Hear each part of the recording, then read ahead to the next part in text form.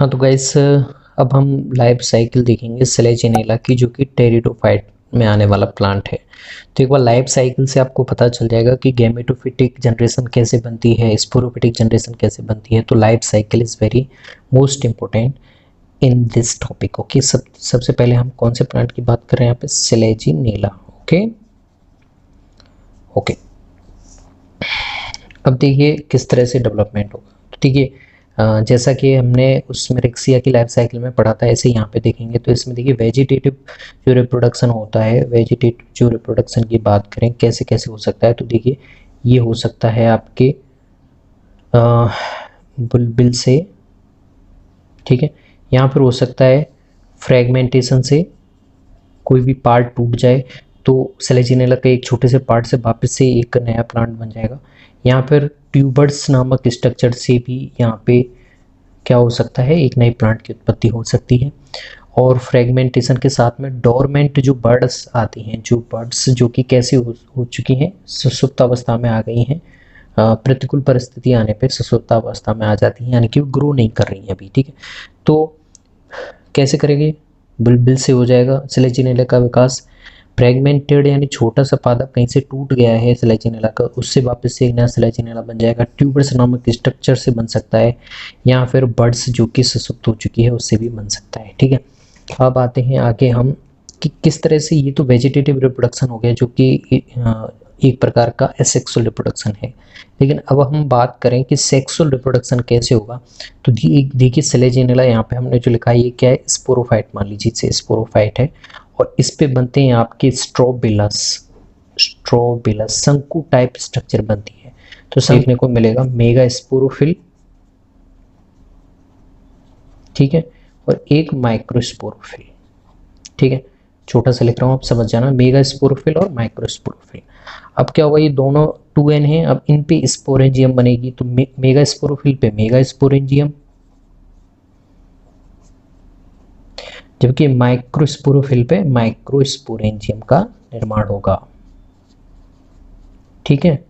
अब अभी तक 2n पीढ़ी चल रही है, अभी तक हमने म्यूसिस नहीं हुआ है। जब तक म्यूसिस नहीं होगा, जब तक आपकी हैप्लॉइड जनरेशन शुरू नहीं होगी, ठीक है। अब मेगा स्पोरेंजियम में क्या होगा और माइक्रोस्पोरेंजियम में क्या होगा, ये आगे देखते हैं हम। देखिए क्या होगा, मेगा स्पोरेंजियम से आपके बन जाएगा मेगा स्पोर मदर सेल, ठीक है, और माइक्रोस्पोरेंजियम में बन जाएगी आपकी माइक्रोस्पोर मदर सेल, ठीक है। अब आगे क्या होगा देखते रहिए, आगे और इंटरेस्टिंग हो जाएगा कि जो मेगा स्पोर मदर सेल है और माइक्रोस्पोर मदर सेल है, इन दोनों में ही म्यूसिस होगा। अब म्यूसिस से आपकी कैसी हैप्लॉइड जनरेशन शुरू हो जाएगी। जो मेगा स्पोर मदर सेल है उसमें आपके किसका निर्माण हो जाएगा? मेगा स्पोर का। और जो माइक्रोस्पोर मदर सेल है उसमें किसका निर्माण हो जाएगा? माइक्रोस्पोर का, ठीक है। अब ये भी एन है और ये भी एन है, और जब एन एन स्ट्रक्चर आपके पास में आ गई है तो ये फर्टिलाइजेशन करेंगे।